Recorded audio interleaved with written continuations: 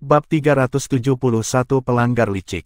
Tidak jauh dari jendela, dua lampu berwarna pelangi dan kemasan bersinar bersamaan. Itu sepertinya berada di tempat budidaya di Danau Dewa Laut. Tang Yue buru-buru keluar dari ruangan karena terkejut dan datang ke tepi Danau Dewa Laut. Segera, dia melihat Lan Xuanyu berkultivasi dan duo Fatih Qian dan Fatih Jin di sampingnya.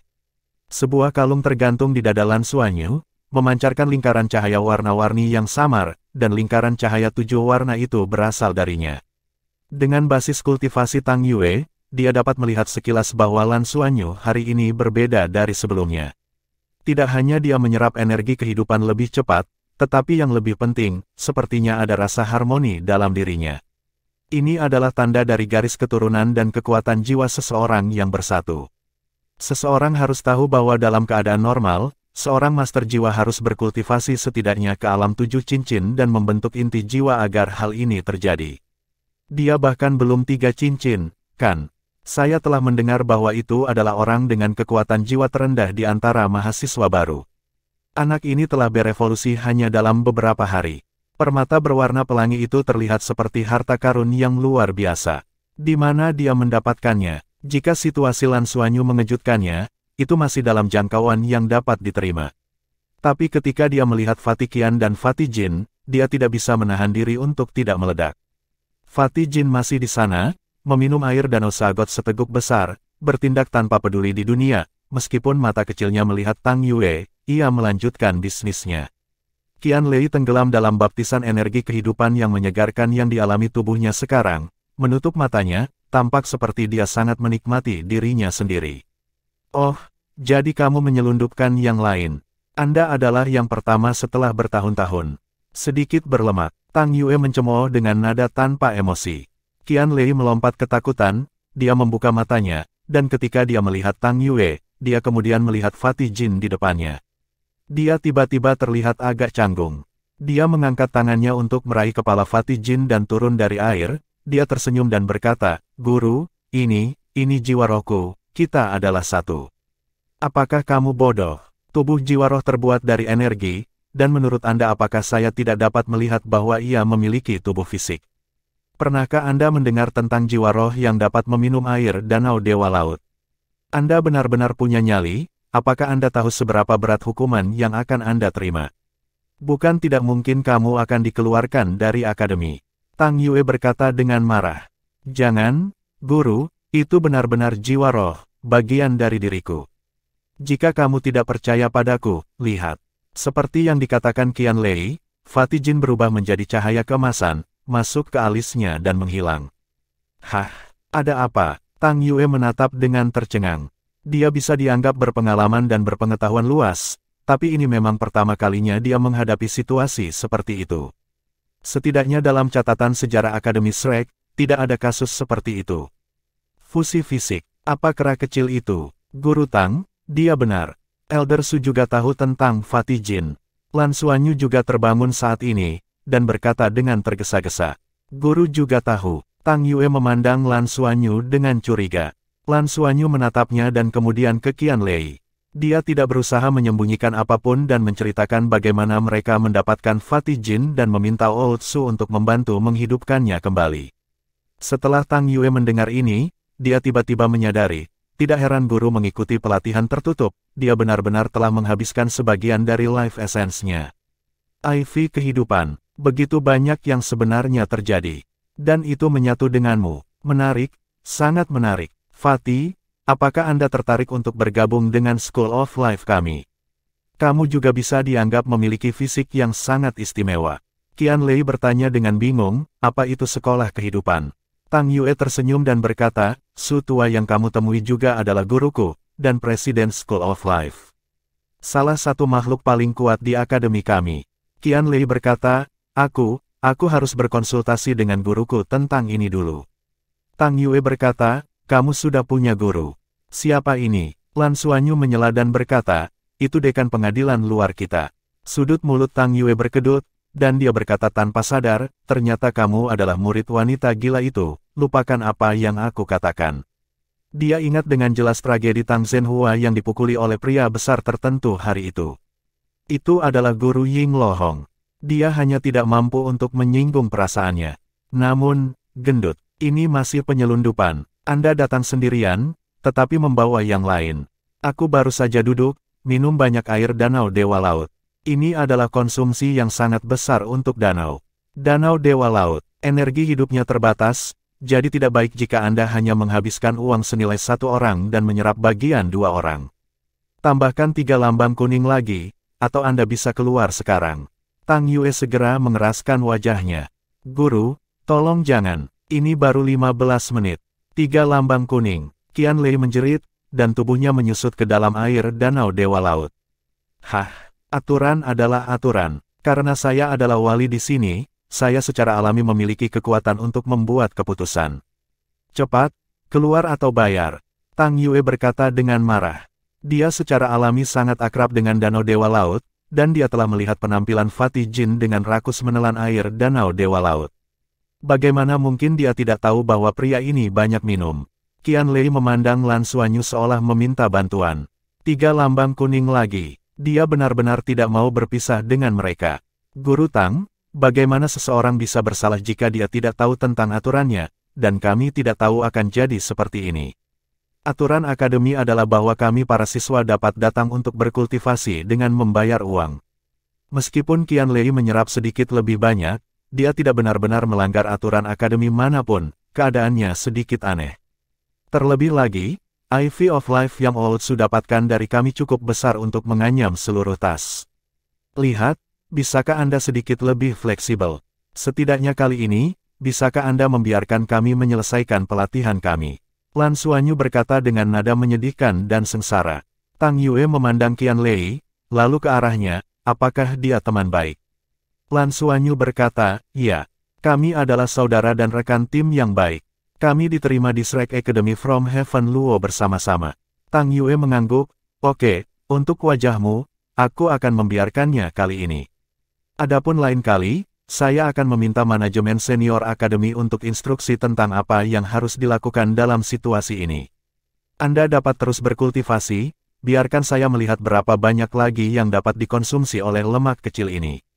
Terima kasih guru. Qian Lei sangat gembira. Dia akan khawatir untuk waktu berikutnya pada waktunya. Pertama, dia harus memanfaatkan sepenuhnya peluang saat ini. Dia melepaskan Fatih Jin lagi tanpa ragu-ragu. Tang Yue memandang Fatih Jin dengan hati-hati. Fatih Jin sama sekali tidak peduli dengan sekitarnya, dan begitu memasuki danau, ia segera mulai menelan seteguk besar air. Sudut mulut Tang Yue berkedut, kera ini terlalu mampu untuk minum. 1 liter dalam selusin suap, belum lagi tubuhnya juga menyerap energi kehidupan di Danau Dewa Laut. Tingkat konsumsi ini tidak sebanding dengan master jiwa biasa. Bahkan dengan tingkat kultivasinya saat ini, dia mungkin tidak akan bisa menyerap secepat benda kecil ini. Dari segi nilai, 3 lambang kuning jelas merupakan kerugian besar bagi mereka. Dia benar-benar harus meminta nasihat di atas tentang masalah ini. Meskipun energi kehidupan di Danau Dewa Laut sangat luas dan luas, Akademi selalu menghargai dan melindunginya. Orang harus tahu, justru karena evolusi life core-nya maka seluruh planet induk telah berevolusi bersamanya, dan bisa langsung melahirkan pusat kekuatan tingkat dewa.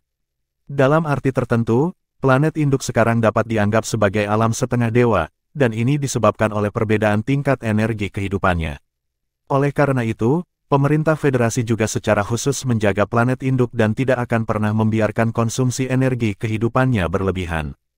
Jadi mereka telah memigrasikan sejumlah besar orang keluar. Akademi Shrek sendirian menduduki Danau Dewa Laut, dan juga penjaganya serta pohon abadi. Dengan kehadirannya, seluruh Danau Dewa Laut sangat stabil. Lan Xuanyu juga berhenti berbicara, dan terus bekerja keras untuk menyerap energi kehidupan. Kali ini memang berbeda dari terakhir kali. Faktanya, dia tidak menyerap sebanyak yang terakhir kali. Ini karena energi kehidupan di tubuhnya lebih penuh dari sebelumnya. Tapi setelah perpaduan pusaran garis keturunannya, kecepatannya mengubah energi kehidupan telah meningkat pesat. Ini memungkinkan Lan Xuanyu mendapatkan manfaat yang lebih besar dalam proses kultivasi.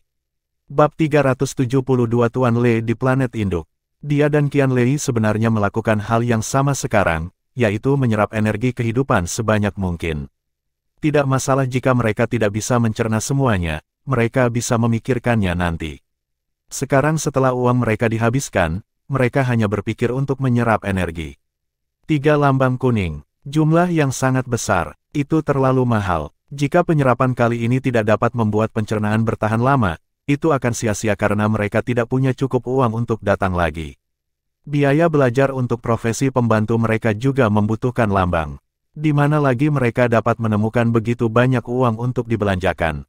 Setelah beberapa saat, cahaya berwarna pelangi di dada Lan Xuanyu tiba-tiba memadat. Tang Yue segera mengalihkan pandangannya ke arahnya dan terkejut dengan pemandangan itu. Permata itu telah menghilang, begitu pula rantai tipis yang tergantung di leher Lan Xuanyu. Sebaliknya, sisik berwarna pelangi perlahan muncul di dadanya. Meskipun juga memancarkan sedikit kilau, cahayanya tidak sekuat sebelumnya. Bahkan bisa berubah seperti ini. Saat batu permata berubah menjadi skala, Lan Xuanyu tiba-tiba merasa pusaran garis keturunannya telah mencapai puncaknya. Kekuatan garis keturunan mengalir ke seluruh tubuhnya, membuat tubuhnya lebih kuat dari sebelumnya. Dia tiba-tiba menyadari bahwa jika dia ingin memperkuat dirinya sendiri, dia harus memastikan bahwa pusaran garis keturunannya terisi sebanyak mungkin, sehingga akan terus-menerus melemahkan tubuhnya. Di sisi lain, Fatih Jin sepertinya akhirnya mencapai batasnya, secara bertahap menutup mulutnya sambil gemetaran. Rambut emasnya menjadi jauh lebih baik dan perutnya menggembung, hampir seperti balon besar. Qian Lei mengetuk kepalanya, minum lagi, kamu minum lagi. Melihat penampilannya yang serakah, Tang Yue terdiam, sedikit gemuk, sudah cukup. Jika dia minum lagi, dia akan mati karena meledak. Qian Lei menatap Fatih Jin tanpa daya, cahaya keemasan menyala, dan Fatih Jin kembali ke tubuhnya sendiri. Kemudian Qian Lei merasa seperti tertidur. Dan saat ini, itu tidak lagi menyerap vitalitasnya. Jelas sekali, jumlah energi kehidupan yang didapatnya kali ini juga cukup besar untuk Fatih Jin. Qian Lei mengertakkan gigi, dia tiba-tiba membuka mulutnya, dan mulai minum sendiri. Lemak kecil ini, Tang Yue benar-benar tidak bisa berkata-kata. Sejak kapan anak zaman sekarang menjadi begitu bengis? Pada usia mereka, meskipun kami akan mencoba yang terbaik untuk memanfaatkan apapun dengan sebaik-baiknya, kami tidak segila mereka, bukan? Kemudian dia memandang tanpa daya saat perut Qian Lei membengkak dan wajahnya memerah. Tang Yue ingin mengacungkan jempol pada Qian Lei, lemak kecil ini benar-benar mampu. 1 jam berlalu dengan cepat, Qian Lei mencapai pantai dengan hampir berguling, dia minum terlalu banyak, bersendawa tanpa henti, berbaring diam di pantai dan bahkan berjalan pun sulit baginya. Seluruh tubuhnya memancarkan cahaya hijau, ini pertanda energi kehidupan terlalu padat. Sedikit gemuk, kamu pasti akan terdaftar sebagai tamu yang tidak diinginkan di sini, dan seharusnya tidak ada orang lain dengan status itu di akademi saat ini. Tang Yue menendangnya, mulut Qian Lei tiba-tiba menyesap air danau Dewa Laut, dan dia mendengus. Dia tidak berani mengatakan sepatah kata pun, menutup mulutnya rapat-rapat karena takut memuntahkan semuanya. Lan Xuanyu juga berjalan keluar dari danau Dewa Laut, dan seluruh tubuhnya juga dipenuhi dengan energi kehidupan. Tetapi perbedaannya adalah afinitas energi hidupnya sangat tinggi, jauh lebih efektif baginya untuk menyerap energi kehidupan secara langsung daripada meminum air. Faktanya, Lan Xuanyu telah menyerap lebih banyak energi kehidupan daripada Qian Lei, tetapi di mata Tang Yue, keduanya secara alami tidak dapat dibandingkan. Afinitas hidup Lan Xuanyu bahkan lebih tinggi daripada Ootsu. Dia percaya bahwa gurunya tidak akan melepaskan seseorang dengan fisik yang sangat cocok untuk sekolah kehidupan. Tidak peduli metode apa yang akan digunakan di masa depan, dia pasti akan bergabung dengan School of Life dan menjadi adik laki-lakinya. Oleh karena itu, sikapnya terhadap Lan Xuanyu secara alami sangat berbeda. Terlebih lagi, dengan afinitas hidup Lan Xuanyu yang begitu kuat, dia memiliki dasar yang kuat yang memungkinkannya mencapai tingkat kultivasi yang lebih tinggi di masa depan. Alasan mengapa Tang Yue tidak percaya diri untuk mencapai ketuhanan adalah karena afinitas hidupnya tidak cukup tinggi. Bahkan jika dia dibudidayakan di sebelah danau Dewa Laut dan kota langit abadi, akan sulit baginya untuk menembus penghalang itu. Lan Xuanyu meminjam troli dari Tang Yue dan mendorong Qian Lei kembali ke asrama. Si gendut ini terlalu banyak minum, dan dia terus bersendawa dalam perjalanan kembali ke asrama, dia bahkan tidak bisa berbicara sepatah kata pun. Lan Xuanyu melemparkannya langsung ke ruang meditasinya dan membiarkannya berbaring di sana sebelum kembali ke asramanya. Apakah Fatih bisa pergi ke kelas besok adalah masalah. Butuh banyak waktu untuk mencerna air danau Dewa Laut di perutnya. Dalam hal keuletan dalam keadaan normal, Qianlei benar-benar kalah dengan Liu Feng, tetapi dalam menghadapi uang, ketangguhan mental Qianlei jelas lebih tinggi daripada Liu Feng. Pada saat Lan Xuanyu kembali ke asramanya dan mulai berkultivasi di ruang meditasinya, mencoba mengubah energi hidupnya menjadi kekuatan jiwa, terus meningkatkan dirinya. Di luar kota Shrek, seseorang sedang duduk dengan tenang di atas sebuah gedung tinggi. Ini adalah tepi kota Shrek. Dari mana saja di kota Shrek, seseorang dapat melihat keberadaan pohon abadi. Bagian atas gedung tempat dia berada tingginya lebih dari 40 lantai, 100 meter di atas tanah. Dia sedang duduk di tepi gedung, kakinya tergantung di sana dan gemetar pelan. Jika itu adalah orang biasa, kakinya mungkin akan menjadi lemah sejak lama, tetapi dia saat ini hanya menunjukkan wajah kebingungan. Duduk di sini adalah Tang Lei. Sudah beberapa hari sejak dia datang ke planet ibu. Pertama, dia menyelesaikan penampilannya di kota Minggu, dan kemudian dia memutuskan untuk mengambil cuti beberapa hari. Lei Qingling juga harus pulang. Pada awalnya, di planet inilah Lei Qingling menjemputnya, dan setelah kembali ke sini lagi, rasa keakraban terus melekat di benak Tang Lei. Lebih penting lagi, dia akan bermimpi setiap malam, dan itu selalu mimpi yang sama. Dalam mimpinya, sebuah pohon besar sepertinya memanggilnya. Dia tidak bisa mengerti apa itu, tetapi dia merasakan keintiman yang sangat kuat. Dan di sini, benar-benar ada pohon besar, pohon yang sangat besar sehingga seolah-olah menghubungkan langit dan bumi. Ketika dia datang ke sini dan melihat pohon besar dari kejauhan, Tang Lei hanya merasa dia akan mengingat sesuatu, tetapi ketika dia mencoba memikirkannya dengan hati-hati, kepalanya sakit lagi. Dia bahkan merasa ada suara yang memanggilnya, seolah mencoba membuat ingatannya muncul kembali. Namun, ketika dia mulai pusing, suara panggilan itu menghilang. Sumber suara ini sepertinya adalah pohon besar ini. Bisakah itu membangkitkan ingatanku? Tapi mengapa itu menghentikannya? Tang Lei dapat dengan jelas merasakan bahwa pohon besar di kejauhan ini memiliki tingkat kehidupan yang sangat tinggi. Dia sangat akrab dengan tingkat kehidupan seperti ini. Haruskah saya memeriksanya? Dia bertanya pada dirinya sendiri di dalam hatinya, dan yang lebih penting, barusan, dia merasakan aura yang membuatnya sangat akrab. Ya, dia datang ke sini karena sensasi akrab yang dia rasakan dari planet ibu, dan juga karena aura kecil yang membuatnya merasa begitu intim. Dia bisa merasakannya ketika dia berada di planet lain, apalagi sekarang dia ada di sini. Aura itu sepertinya menjadi berbeda, jauh lebih berbeda dari sebelumnya. Dan dibandingkan dengan sebelumnya, ada perasaan yang membuatnya merasa damai. Dia ingin melihat aura jauh lebih banyak daripada pohon besar itu. Perasaan gembira dari bagian terdalam hatinya akan muncul bersamaan dengan pemikiran ini. Cahaya keemasan samar mengalir dengan tenang, dan di saat berikutnya, Tang Lei di atap menghilang begitu saja. Kota langit abadi. Duduk di kamarnya yang sunyi, Wang Tianyu memancarkan lingkaran biru yang tampak seperti ombak yang beriak. Segala sesuatu di sekitarnya sepertinya telah menyatu dengannya dan menjadi satu.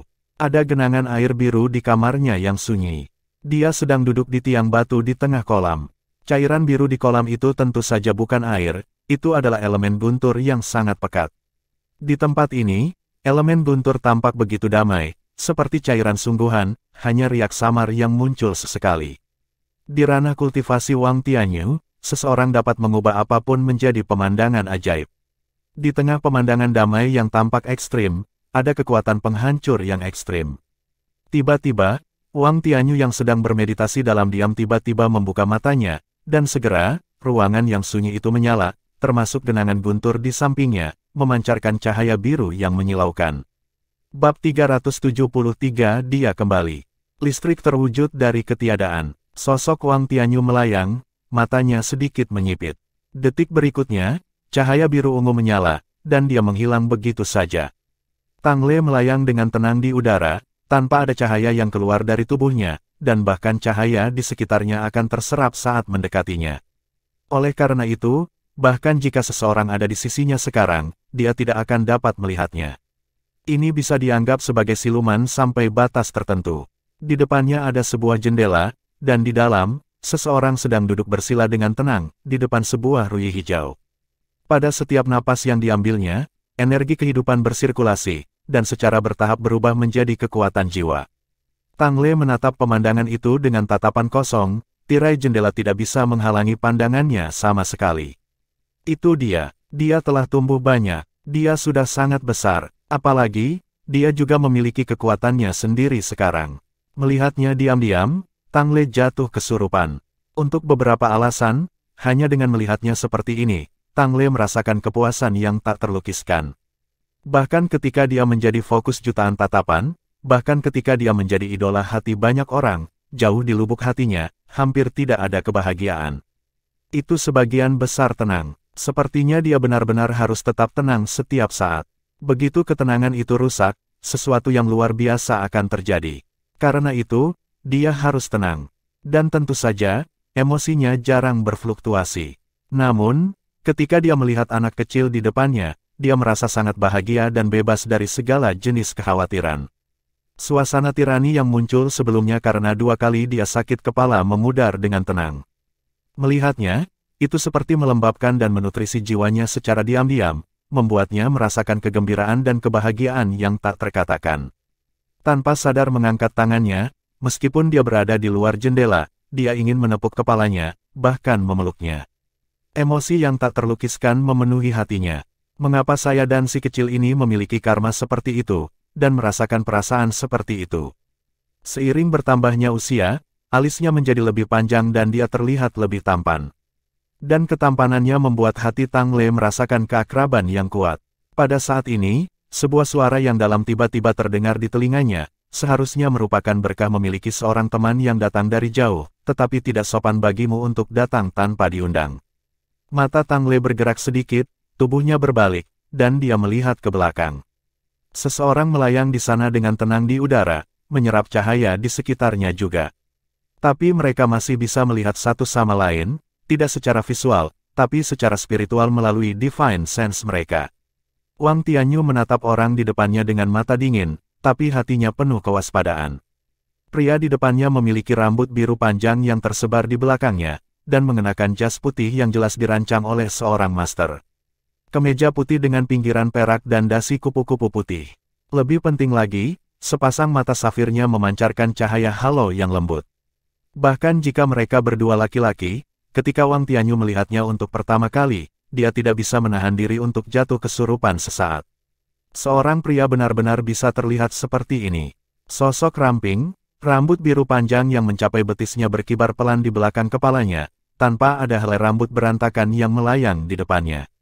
Dia sepertinya telah menyatu dengan lingkungannya, tanpa sedikit pun rasa ketidakharmonisan. Halo, Tang Le sedikit mengangguk, saya tidak punya niat jahat. Saya baru saja datang untuk melihat-lihat. Suaranya juga terdengar sangat menyenangkan, dan bahkan terdengar seperti magnet.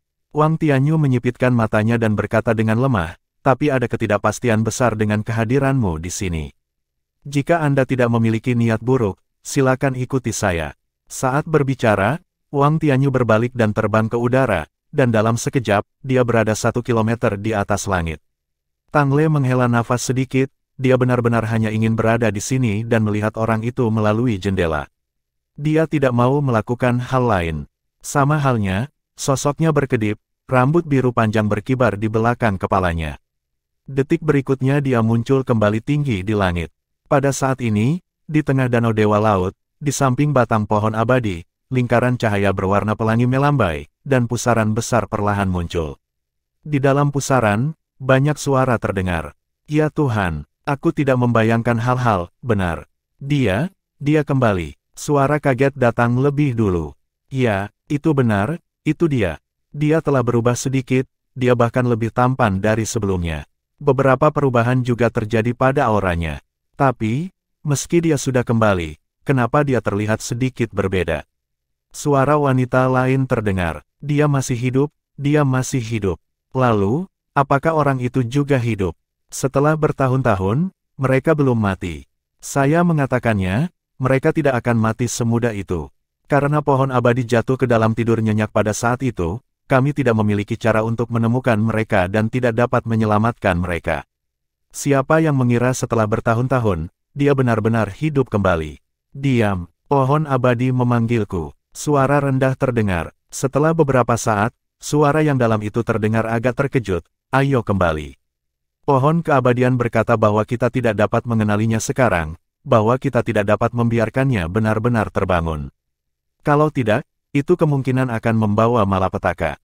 Kenapa? Bukankah dia? Jangan tanya, pohon abadi tahu apa yang dilakukannya. Selain itu, tidak ada yang ingin dia kembali lebih dari pohon abadi itu sendiri. Jika tidak ingin kita bertemu dengannya, pasti ada alasan yang sah untuk ini.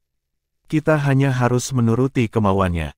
Bagaimana ini bisa terjadi? Bagaimana ini bisa terjadi? Tinggi di langit, Wang Tianyu mengambang di sana dengan tenang, dan di belakangnya, di kejauhan ada sebuah kota yang terletak tepat di atas kanopi pohon yang diterangi oleh lingkaran cahaya lembut, kota langit abadi. Kota langit abadi tampak seperti bayangan Wang Tianyu dan pilar yang menopangnya. Tang Le sedikit mengangguk untuk menyambutnya. Selamat malam, saya Tang Le. Tang Le, Wang Tianyu pasti tidak asing dengan nama ini. Menurut ingatannya, federasi sepertinya tidak pernah memiliki ahli yang begitu kuat. Saya Wang Tianyu, Wakil Kepala Paviliun Dewa Laut Akademi Shrek. Untuk kehormatan apa kami diberkahi dengan kehadiran Anda di sini di Shrek, ada yang bisa saya bantu? Wang Tianyu berkata dengan suara yang dalam. Tang Le berkata, saya baru saja datang untuk melihat seorang anak yang saya kenal, dan saya tidak punya tujuan lain. Lan Xuanyu, Wang Tianyu berkata dengan sungguh-sungguh. Tang Le bisa melihat melalui jendela, dan dia secara alami juga bisa melakukannya. Jika itu mahasiswa baru lainnya, dia mungkin tidak tahu apa-apa, tapi dia mengingat Lan Xuanyu dengan baik. Dia adalah alasan dia berkelahi dengan Old Su. Siapa yang mengira dia bahkan akan menarik orang seperti itu? Alasan mengapa Wang Tianyu sangat mewaspadai Tang Le adalah karena dia tidak dapat merasakan dengan jelas pada tingkat kultivasi apa dia berada. Dia merasa agak tak terduga baginya, tapi dia yakin bahwa dia adalah eksistensi pada level yang sama dengannya. Baiklah, Tang Le mengerutkan kening, dia tiba-tiba berpikir, apakah kedatangannya akan menyebabkan masalah bagi Lan Xuanyu. Wang Tianyu berkata dengan sungguh-sungguh, apa hubunganmu dengannya? Tang Le berkata, itu bisa dianggap sebagai persahabatan meskipun perbedaan usia kita. Wang Tianyu membeku sesaat, persahabatan. Apa ini? Jika Tang Le adalah sesepuh Lan Xuanyu, dia pasti mengerti. Tetapi jika dia benar-benar seorang penatua, dia bisa datang berkunjung secara normal, daripada berlari ke jendela Lan Xuanyu di malam hari. Ini agak tidak normal. Bolehkah saya bertanya bagaimana persahabatan saudara Tang terjadi? Bagaimana Anda bertemu Lan Xuanyu? Dia perlu bertanya untuk mengetahui lebih jelas. Mengenai situasi Lan Xuanyu, dia telah mendengar Ying Lohong mengatakan bahwa memang ada banyak keanehan pada anak ini, terutama afinitas hidupnya yang sangat tinggi, dan garis keturunannya juga tampak sangat tidak biasa. Tang Le tersenyum pahit, sebenarnya, dalam arti tertentu, saya harus dianggap sebagai penyanyi. Saya melihatnya di sebuah konser dan kami sangat cocok. Begitulah cara kami bertemu. Kali ini saya datang ke planet ibu untuk melakukan konser. Mengetahui bahwa dia ada di sini, saya datang ke sini untuk melihatnya. Tapi aku tidak berharap untuk menyinggungmu. Aku ingin pergi setelah melihat-lihat. Penyanyi, bab 374 penyanyi peringkat dewa. Penyanyi, Wang Tianyu tertegun. Apa-apaan? Seorang penyanyi. Penyanyi peringkat dewa. Ekspresinya segera menjadi tidak percaya. Dia tidak ingat berapa tahun telah berlalu sejak terakhir kali dia terkejut seperti ini. Kapan federasi memiliki penyanyi peringkat dewa? Tentu saja dia tidak mendengarkan lagu, dan tentu saja dia tidak tahu siapa penyanyi populer saat ini. Tapi melihat cara berpakaian Tang Le, temperamennya dan penampilannya, sepertinya memang ada kemungkinan seperti itu. Dengan penampilannya, sulit untuk tidak menjadi populer, bukan? Tidak ada harapan bagi orang biasa untuk menandingi kehadiran seseorang di peringkat dewa. Namun, jawaban ini membuat Wang Tianyu merasa lebih waspada di dalam hatinya. Pembangkit tenaga peringkat dewa menjadi penyanyi di federasi. Jika seseorang mengatakan kepadanya bahwa tidak ada tujuan di balik ini, siapa yang akan percaya itu? Apakah dia berasal dari tempat itu? Memikirkan hal ini, wajah Wang Tianyu menjadi gelap, dan dia berkata dengan dingin, karena kamu sudah ada di sini, aku merasa sedikit gatal. Bagaimana dengan cadangan, saudara Tang? Tang Le tercengang, dia telah menjelaskan niatnya selembut mungkin. Salah satunya karena dia tidak ingin menimbulkan masalah, dan yang lainnya adalah dia tidak ingin membawa masalah yang tidak perlu ke Lan Xuanyu, tetapi dia tidak berharap Wang Tianyu begitu ngotot. Dia sama sekali tidak tahu tentang tebakan Wang Tianyu tentang identitasnya. Ini tidak benar-benar diperlukan, kan? Tang Le sedikit mengernyit. Karena kamu datang ke Shrek, kamu harus mematuhi peraturan Shrek. Saat dia berkata, mata Wang Tianyu tiba-tiba menyala, dan cahaya biru cemerlang langsung meledak. Tang Le sedikit mengernyit, dia mengangkat tangan kanannya dan menunjuk ke depan dengan lembut.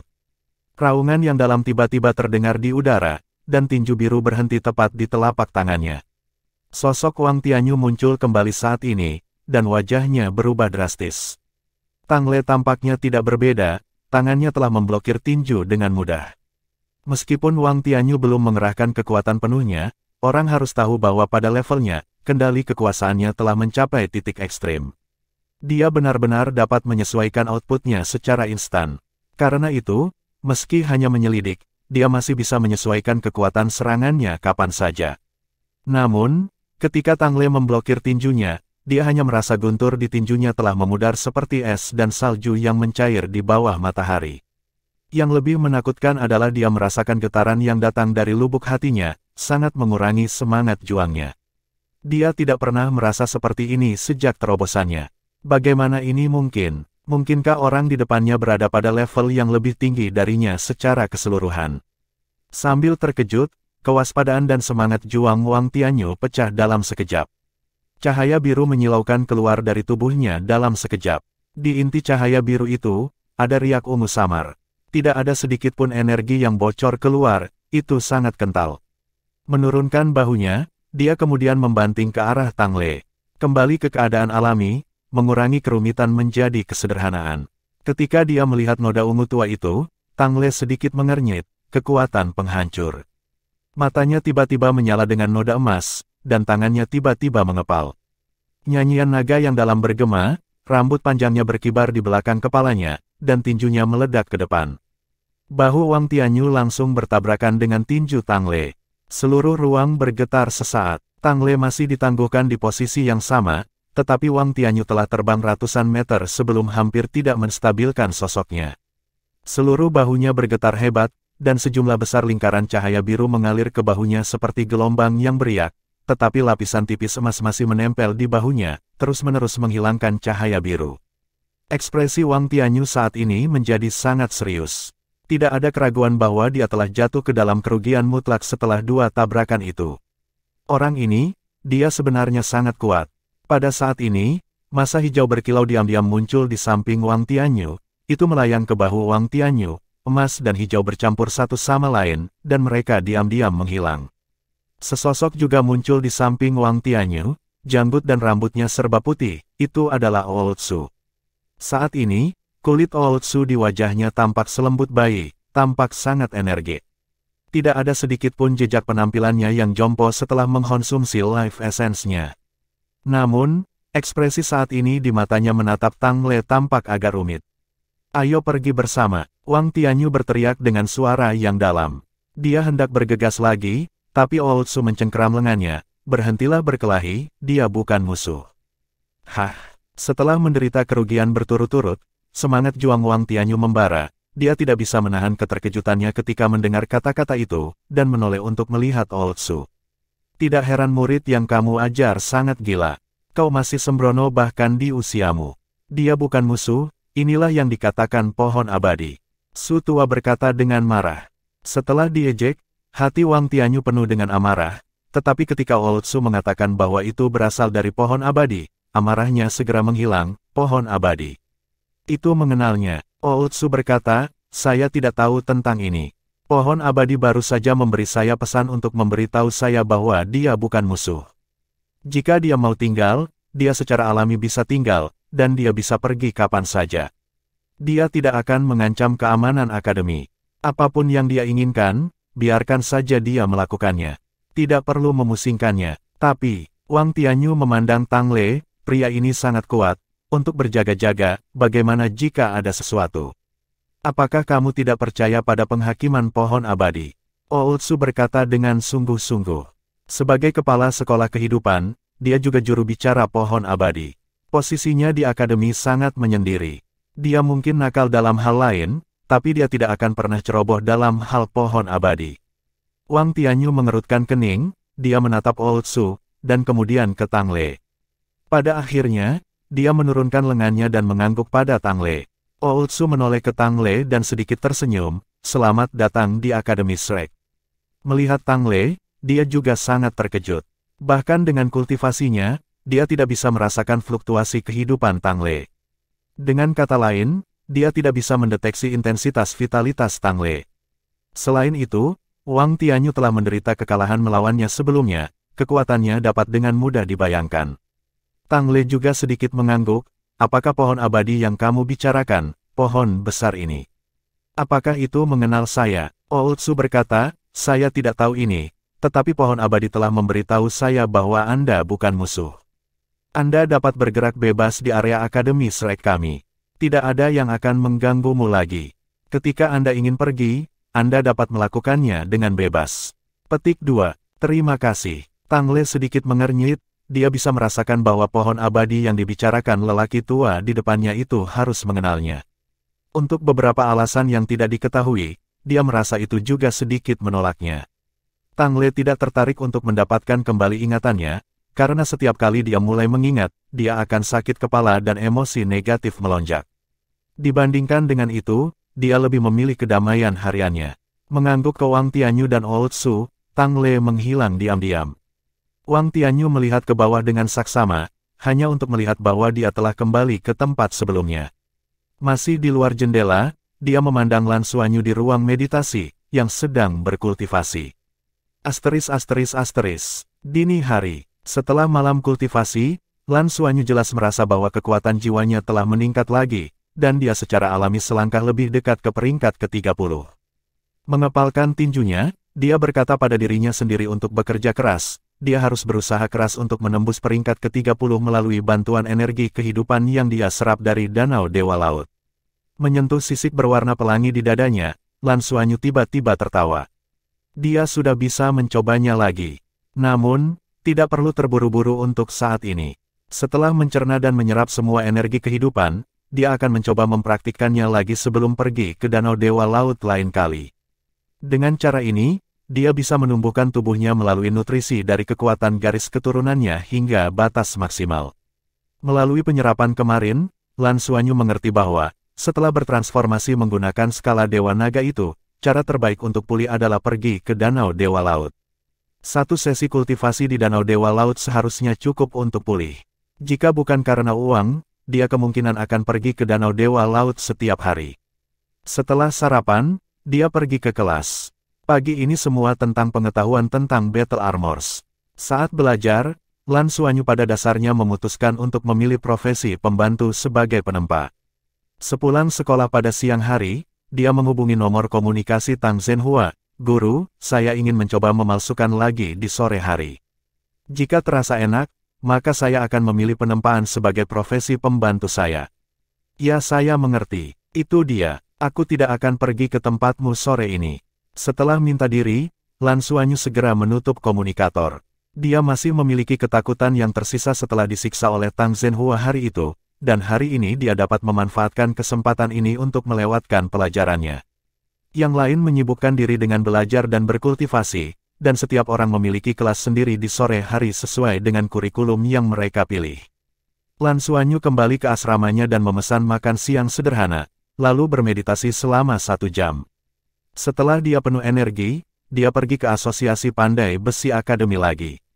Begitu dia memasuki pintu, dia melihat Yang Yingming.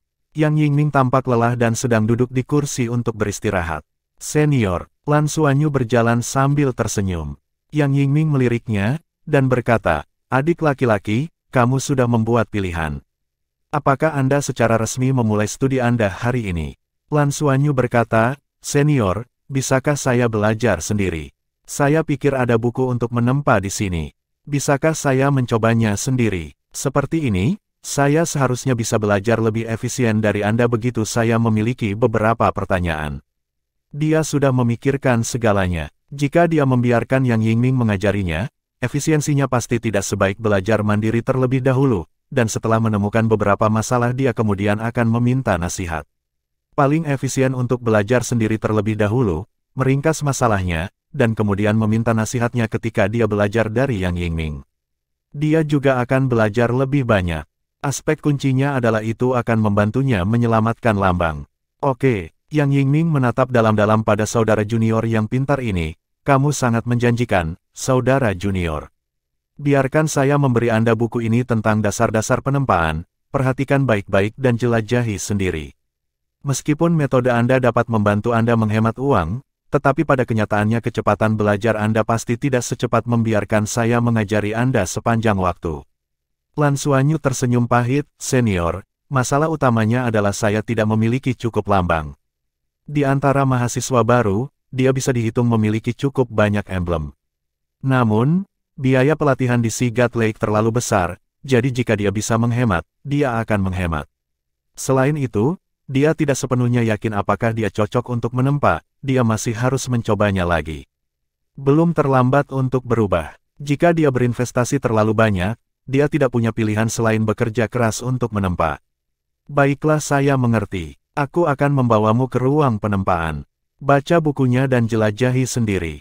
Di awal saya sarankan jangan membeli logam langka, gunakan batangan besi biasa untuk melatih tangan.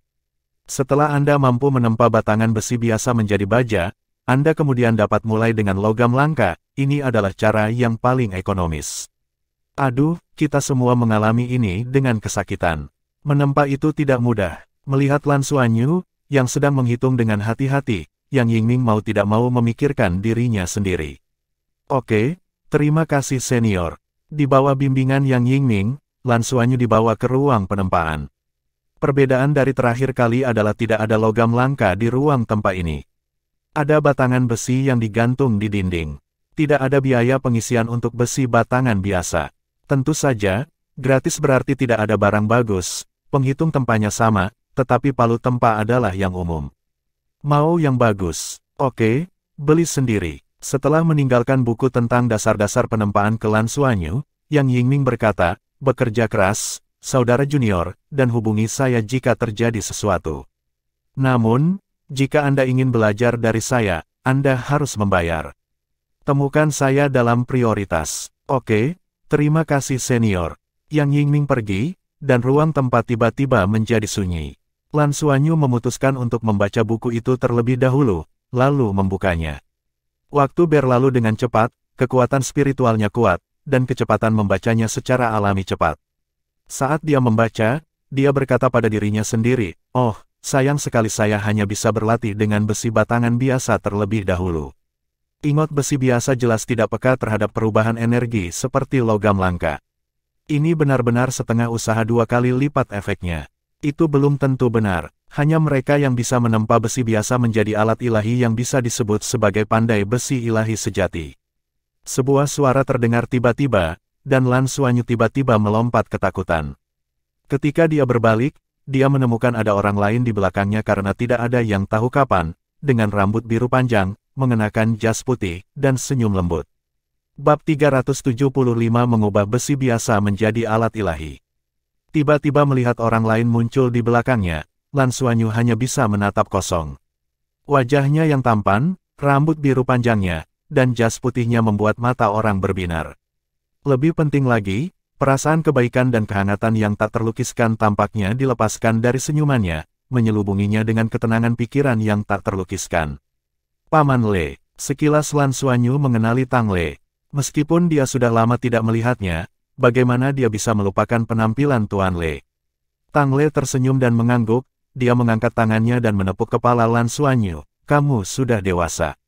Tangannya sangat hangat, dan kehangatannya sepertinya menyebar ke tubuh Lan Xuanyu. Tapi Tang Le punya perasaan lain. Dia merasa bahwa Lan Xuanyu tampaknya membuatnya merasa sangat damai, hangat, santai, dan dekat. Emosi negatif yang terkadang muncul di hatinya benar-benar lenyap saat ini. Lan Xuanyu berkata dengan penuh semangat, Paman Le, mengapa kamu ada di sini? Dia tidak akan pernah melupakan pemandangan Tang Le menghancurkan kapal perang dengan tangan kosong di tengah angkasa. Adegan itu benar-benar meninggalkan bekas yang dalam-dalam dirinya, dan bahkan hampir membuatnya meninggalkan komando antar bintang. Tang Le tersenyum dan berkata, saya datang ke planet ibu untuk melakukan konser, dan saya tidak sengaja merasakan aura Anda, jadi saya mampir untuk melihat Anda. Anda diterima di Shrek Academy. Saya telah mendengar bahwa ini adalah akademi terbaik di Federasi. Kamu benar-benar hebat. Wajah Lan Xuanyu memerah, bagaimana aku bisa dibandingkan dengan kehebatanmu? Jangan lupa bahwa saya telah melihat apa yang Anda lakukan di luar angkasa saat itu. Kamu benar-benar luar biasa, sangat luar biasa. Tang Le menepuk kepalanya lagi dan berkata, belajar dengan giat dan berkultivasi dengan giat. Anda dapat melakukan hal yang sama di masa depan. Apakah Anda bersiap untuk belajar menempa? Lan Xuanyu tiba-tiba teringat apa yang dia katakan sebelumnya. Paman Le, kamu baru saja mengatakan bahwa pandai besi ilahi sejati dapat mengubah besi biasa menjadi alat dewa. Apa artinya ini? Mungkinkah batangan besi biasa ini juga bisa ditempa menjadi alat dewa? Bagaimana ini mungkin? Apakah Anda tahu cara memalsukan? Mata Tang Le tampak bingung sesaat, dia menggelengkan kepalanya dengan ringan, dan berkata, saya tidak tahu apakah saya bisa memalsu, sepertinya saya bisa. Namun, saya tidak yakin. Saya hanya secara tidak sadar mengatakannya. Bisakah saya mencoba? Lan Xuanyu buru-buru mengangguk dan berkata, tentu saja bisa. Sambil berbicara, dia mengambil palu tempa biasa di sebelahnya dan menyerahkannya kepada Tang Le. Ini hanyalah palu besi, tetapi saat Tang Le memegang palu besi di tangannya, seluruh tubuhnya sedikit gemetar. Matanya tiba-tiba memancarkan kecemerlangan yang aneh. Perasaan yang sangat akrab, itu adalah perasaan seolah-olah tubuh dan pikirannya telah terbangun. Lan Xuanyu meletakkan batangan besi di slot di meja tempa, menekan tombol, dan membiarkannya meresap ke dalamnya untuk dikalsinasi. Kemudian dia menoleh untuk melihat Tang Le. Dia terkejut menemukan bahwa sementara Tang Le berdiri di sana, melihat palu tempa diam-diam, perasaan aneh tampaknya menembus seluruh tubuhnya. Palu tempa biasa tampaknya telah sepenuhnya menyatu dengannya saat ini. Tang Le merasakan tatapannya, dia mengangkat kepalanya, dan berkata dengan serius, aku seharusnya bisa memalsukan. Setidaknya aku seharusnya bisa melakukannya sebelumnya. Saya telah melupakan banyak hal, tetapi banyak dari hal itu telah menjadi seperti naluri bagi saya. Biarkan saya mencoba, jika berjalan dengan baik, saya harus dapat mengingat sesuatu. Ya baiklah, kamu coba dulu. Lan Xuanyu juga sangat penasaran. Apakah Paman Le benar-benar datang untuknya? Bisakah dia merasakan auranya dari jauh? Dan bisakah dia juga memalsu? Ini sangat menakjubkan. Paman Le secara khusus datang menemuinya. Dia adalah seorang selebriti besar. Jika ibunya tahu tentang itu, betapa bahagianya dia. Ibu adalah salah satu penggemar beratnya. Kalsinasi batangan besi jauh lebih cepat daripada logam langka, dan tidak menunggu lama. Batangan besi perlahan naik dari meja tempa dan terbakar merah. Tatapan Tang Le bergerak sedikit, menatap batangan besi, matanya sedikit menyipit, seolah-olah dia merasakan sesuatu secara diam-diam. Logam yang dikalsinasi, semua ini terasa sangat familiar. Batang besi ini tampaknya penuh dengan kotoran, itu adalah jenis logam yang paling umum. Namun, memegang palu tempa di tangannya dan melihat meja tempa di depannya, perasaan ini terasa sangat akrab. Sepertinya dia telah menghadapi ini berkali-kali sebelumnya. Dia bahkan ingat ingatan tangannya yang sakit karena gesekan yang disebabkan oleh gagang palu tempa. Lan Xuanyu mundur sedikit, menatap Tang Le dengan rasa ingin tahu. Detik berikutnya, Tang Le bergerak. Tanpa melakukan pose apapun sebelumnya, palu tempa yang berat itu seperti sehelai rumput di tangannya, terbanting ke bawah dan langsung menuju batangan besi. Dan pada saat ini, Lan Xuanyu, yang mengamatinya dengan hati-hati, hanya merasa bahwa pada saat Paman Le mengangkat palu, seluruh tubuhnya tampak menjadi transparan. Ya, rasanya dia menjadi transparan. Dia tidak tahu persis bagaimana atau mengapa, tapi itulah perasaan yang dia rasakan. Ding! Ketika palu tempa jatuh, pada saat menyentuh batangan besi, Lan Xuanyu hanya merasakan semuanya menyala. Batangan besi yang telah dibakar menjadi merah tua berubah menjadi merah keemasan dalam sekejap. Cahaya merah keemasan yang menyala meletus, dan percikan api yang tak terhitung jumlahnya berhamburan. Di tengah osilasi keras, batangan besi itu tiba-tiba menyusut menjadi hanya 1/10 dari ukuran sebelumnya. Dan tepat pada saat ini, kecemerlangan yang menyilaukan meledak, langsung ke udara. Itu benar-benar naik beberapa meter di udara. Semburan kegembiraan langsung memenuhi seluruh ruang tempa, bergoyang tertiup angin. Itu adalah emosi yang sangat menyenangkan, dan emosi ini terus-menerus berfluktuasi di udara di sekitar tubuh Tang Le. Batang besi bergetar perlahan, mempertahankan ritme yang sama dengan fluktuasi udara. Apa yang sedang terjadi? Lan Xuanyu menyaksikan adegan ini dengan tercengang. Dia baru saja membaca buku tentang dasar-dasar penempaan dan mendapatkan beberapa pemahaman tentang penempaan. Namun, pemandangan yang terbentang di hadapannya benar-benar berbeda dari yang dijelaskan di buku. Emosi. Senior Yang Yingning tampaknya telah mengatakan bahwa logam langka yang pernah ditempa sampai tingkat tinggi dapat menampilkan emosi. Begitu mereka memiliki emosi, itu berarti mereka telah diberikan kehidupan. Tapi itu hanya satu pukulan. Dengan hanya satu ayunan palu, batangan besi biasa ini, mungkinkah ia telah diberikan kehidupan? Lan Xuanyu tidak mengerti, dia tidak mengerti. Namun, fakta ada di hadapannya. Dan Tang Le hanya menyerang sekali. Setelah itu, dia berdiri diam di sana, memandangi batangan besi yang telah dia tempa, dan seolah dia mengingat sesuatu. Menempatkan palu tempa di tangannya dan melakukan gerakan santai, batangan besi panas itu terbang langsung ke tangannya. Tang Le baru saja meremas batangan besi, dan tiba-tiba melunak, menutupi telapak tangannya, memancarkan emosi sorakan dan kegembiraan. Samar-samar, raungan guntur rendah terdengar di udara. Awan udara mulai mengelilingi ruangan. Tang Le sedikit mengernyit, dan dengan lambaian tangannya, cahaya keemasan menyelimuti Lan Xuanyu, mengisolasinya dari dunia luar. Batangan besi di tangannya terlempar keluar dan berubah menjadi bola merah keemasan. Tiba-tiba, aliran udara di sekitarnya tiba-tiba berhenti, dan nyanyian naga yang dalam terdengar. Mata Tang Le tiba-tiba berubah menjadi keemasan, dan seluruh ruangan ditutupi dengan kecemerlangan yang sama. Lan Xuanyu merasakan pusaran darah di dadanya tiba-tiba berfluktuasi dengan hebat, dan perasaan berdenyut yang tak terlukiskan menyelimuti seluruh tubuhnya. Terutama sisik berwarna pelangi di dadanya tiba-tiba menjadi sangat panas, dan dia hampir menjerit kesakitan karena suhunya yang mendidih. Pada saat ini, kilat 4 warna keluar dari kehampaan dan menghantam batang besi. Cahaya keemasan mekar darinya dan bertabrakan dengan petir 4 warna. Dalam sekejap, warna aneh menyebar, dan volume batangan besi sekali lagi berkurang setengahnya. Udara di ruangan itu akhirnya menjadi tenang. Batang besi jatuh dari langit, dan warna merah keemasan di atasnya berangsur-angsur menghilang, tetapi perasaan kecerdasan yang tak terlukiskan masih tertinggal di atasnya, dan siluet naga emas kecil melayang, berputar-putar di sekitar batang besi. Hanya setelah mendarat di konter penempaan, naga emas itu menghilang dengan tenang. Bab 376 Paman Le, ajari aku. Batangan besi di meja tempa berwarna gelap, tetapi memiliki tekstur khusus, dengan cahaya merah gelap samar mengalir di dalamnya. Sepertinya ada pola naga emas samar yang menjulang. Batangan besi yang menyusut hanya seukuran kepalan tangan, tetapi apakah masih bisa dianggap sama dengan potongan besi asli? Itu benar-benar berbeda sekarang. Lan Xuanyu menyaksikan adegan ini dengan tatapan kosong, sungguh terlalu luar biasa. Ini adalah keajaiban yang diciptakan oleh Paman Le. Tuan Le juga diam-diam melihat potongan logam ini. Dia jelas merasa bahwa ini belum yang terbaik yang bisa dia capai.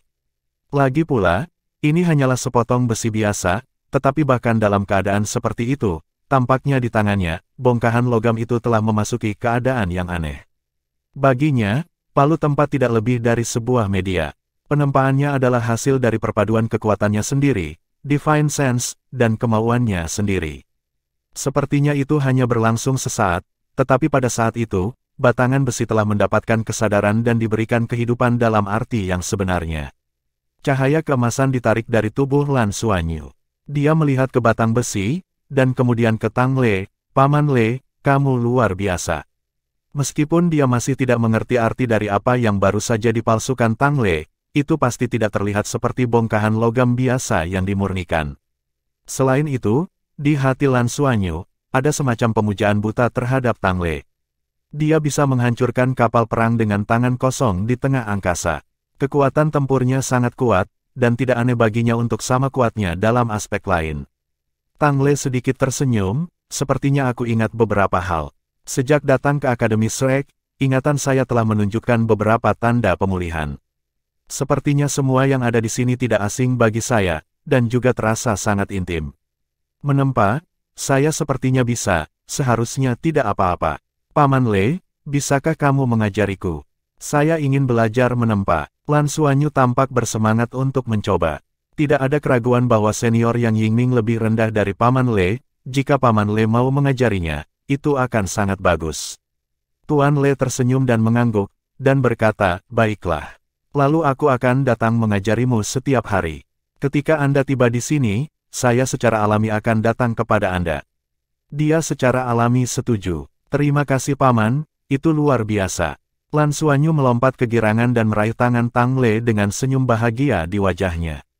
Bahkan dia sendiri tidak tahu apakah dia sangat bahagia karena dia bisa belajar menempa, atau karena dia bisa bersama Tang Le. Tang Le berkata, kalau begitu mari kita mulai sekarang. Proses penempaan saya barusan adalah sesuatu yang masih belum bisa Anda pelajari. Mari kita mulai dari dasar. Untuk menempa dengan baik, setidaknya Anda harus terlebih dahulu mengenal palu tempa Anda, dan pada saat yang sama Anda harus mengasah dasar-dasar Anda dengan baik. Teknik palu juga sangat penting. Paman akan mengajarimu teknik terlebih dahulu. Ini bagus untuk mengeluarkan kekuatanmu. Sambil berbicara, Tang Le dengan santai melambaikan tangannya dan menepi batangan besi lainnya, dan itu jatuh di meja tempa di depan Lan Xuanyu. Kamu tidak perlu mengkalsinasinya, gunakan saja sebagai target untuk melatih teknik palumu terlebih dahulu. Saat menggunakan palu tempa, hal pertama yang harus diperhatikan adalah bagaimana menggunakan kekuatan Anda. Setiap orang memiliki batas, tetapi itu mengacu pada seluruh tubuh. Saat menempa, Anda juga berlatih sekaligus mengendalikan kekuatan Anda. Jika Anda ingin mengerahkan kekuatan penuh, maka Anda perlu mengerahkan tidak hanya kekuatan lengan Anda harus mulai dari telapak kaki, betis, lalu ke pinggang, punggung, bahu, lengan, dan terakhir pergelangan tangan dan tempa Anda palu. Proses mengerahkan kekuatan ini sangat penting. Paman akan membiarkanmu mengalaminya, amati baik-baik. Sambil berbicara, Tang Le memegang palu tempa, memutar tubuhnya setengah, dan mengangkatnya dengan satu palu. Dalam sekejap, keinginan lembut membanjiri pikiran Lan Xuanyu, dan dia dengan jelas merasakan proses kekuatan fisik Tang Le berasal dari betisnya. Merasakan dan mengamati secara langsung seperti ini terasa begitu jelas, dia bisa mengingat seluruh proses Tang Le mengerahkan kekuatannya tanpa harus menontonnya untuk kedua kalinya. Cobalah. Tang Le menyerahkan palu tempa kepada Lan Xuanyu. Lan Xuanyu meniru posturnya, setengah berputar, menggunakan kaki kirinya sebagai penopang, dia menginjak tanah dengan kaki kanannya, dan mengayunkan palu tempa. Kehangatan samar mulai menyebar dari betisnya ke atas.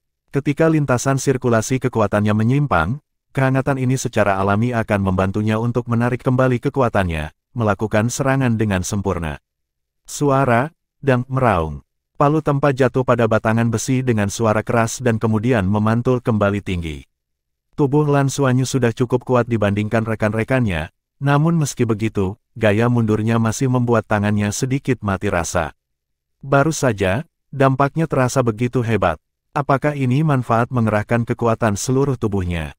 Apalagi, kemanapun kehangatan mengalir, ingatannya terasa sangat jelas. Tidak diragukan lagi, ini adalah jalan yang dilalui Paman Le untuk mengarahkan sirkulasi kekuatannya. Bimbingan semacam ini terlalu luar biasa, dia tidak perlu melakukan apapun sendiri dan dapat langsung menemukan cara yang paling tepat untuk mengerahkan kekuatan. Lagi, Tang Le mengangguk padanya. Oke, Lan Xuanyu menarik napas dalam-dalam, mengatur pikirannya, dan mengayunkan palu lagi. Pada periode waktu berikutnya, dia hanya berlatih mengayunkan palu. Setiap kali penggunaan kekuatannya menyimpang, bantuan Tang Le akan muncul, yang selalu membantunya menyesuaikan diri dan membuatnya merasakan bagaimana menggunakan kekuatan dengan benar. Akibatnya, Lan Xuanyu membuat kemajuan pesat dan menjadi semakin akrab dengan perasaan palu tempa. Dia bahkan bisa merasakan bahwa pembelajaran semacam ini bagaimana menggunakan kekuatannya tidak hanya bermanfaat untuk menempa, tetapi juga untuk penggunaan kekuatan jiwanya. Tang Le ada di sisinya, membimbingnya dengan sangat sabar, dan memberitahunya bahwa dasar-dasar adalah hal yang paling penting. Apakah itu kultivasi atau penempaan kekuatan jiwa, fondasi yang baik adalah yang paling penting untuk tumbuh di masa depan. Tidak mungkin mencapai level yang lebih tinggi tanpa dasar yang kuat. Sepanjang sore berlalu dengan mengayunkan palunya, tetapi Lan Xuanyu tidak merasa lelah sama sekali. Terlepas dari mati rasa dan rasa sakit yang datang dari tangannya, hanya dalam satu sore, dia jelas merasa bahwa dia menggunakan kekuatannya jauh lebih efisien daripada sebelumnya. Menjelang akhir, bantuan Tang Le tidak lagi dibutuhkan, dan dia bisa mengayunkan serangan terkuatnya sendiri. Tang Le mulai menaikkan persyaratannya, memintanya untuk secara akurat mengontrol berapa banyak kekuatan yang dia gunakan. Misalnya hanya setengah, sepertiga, seperempat, dan seterusnya. Ini adalah aplikasi kontrol kekuatan. Paman Le, kenapa kamu ingin berlatih ini? Bukankah lebih baik menggunakan semua kekuatanku? Lan Xuanyu bertanya dengan bingung. Tang Le menggelengkan kepalanya dan berkata, dalam banyak kasus, hasil terbaik tidak dicapai dengan kekuatan penuh. Terkadang, jika kekuatan yang diberikan dikendalikan, efeknya akan semakin besar. Misalnya, saat mengeluarkan ramuan abadi, jika Anda menggunakan terlalu banyak kekuatan maka kemungkinan besar ramuan abadi akan hancur. Dalam hal itu penggunaan kekuatan yang tepat sangat penting. Setelah Anda mengontrol kekuatan Anda dengan baik, Anda dapat mengayunkan palu sesuai dengan persepsi Anda tentang logam selama proses penempaan, alih-alih memukulnya secara membabi buta. Setiap logam memiliki karakteristiknya masing-masing. Saya baru saja membaca buku Anda. Ada banyak catatan tentang karakteristik logam dasar. Sebenarnya, Anda tidak perlu mengingat ini. Yang dibutuhkan bukanlah pelafalan, tetapi menggunakan tubuh dan pikiran Anda sendiri untuk merasakan logam tersebut. Apakah data itu salah? Lan Xuanyu bertanya dengan rasa ingin tahu. Tang Le dengan tegas berkata, kamu harus ingat bahwa di dunia ini, tidak ada dua hal yang persis sama. Yang disebut data adalah pembagi umum terbesar sampai batas tertentu, tidak sepenuhnya akurat. Tidak apa-apa mengikuti penilaian itu tetapi Anda tidak akan pernah bisa melakukannya dengan cermat. Untuk jenis logam yang sama, masing-masing bagian berbeda. Karena mereka lahir dalam kondisi yang berbeda, pengalaman mereka juga berbeda. Beberapa logam telah mengalami suhu tinggi, dan beberapa telah membeku, beberapa terbentur, dan beberapa aus. Meskipun komposisi internalnya mirip, bagaimana bisa persis sama? Bab 377 memenuhi hari. Oleh karena itu, hanya dengan menggunakan kekuatan spiritual kita untuk merasakan perubahan halus yang terjadi dan menilai keadaan mereka dalam arti yang sebenarnya, kita dapat memahami misteri yang ditawarkan logam dan apa karakteristiknya. Hanya melalui penempaan Anda dapat membangunkannya dan membantu mengangkatnya, atau bahkan memberi mereka kehidupan.